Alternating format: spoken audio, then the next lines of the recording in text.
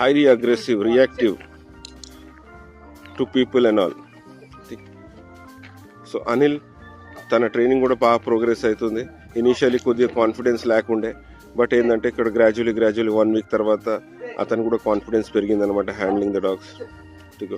మీరు చూడవచ్చు body language is also good. Anil body లాంగ్వేజ్లో చాలా చాలా చాలా ఇంప్రూవ్మెంట్ వచ్చింది. అగైన్ మ్యాక్స్ వచ్చేసాడు. ఠీకే, బట్ హ్యాండ్లర్ కరుచుకోకుండా సింపుల్గా తీసుకెళ్ళి మళ్ళీ again we will repeat the same process.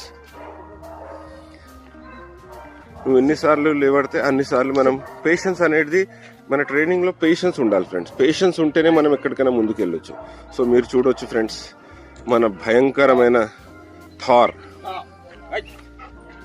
Thar, it's a dogo Argentina, well built dogo Argentina, right.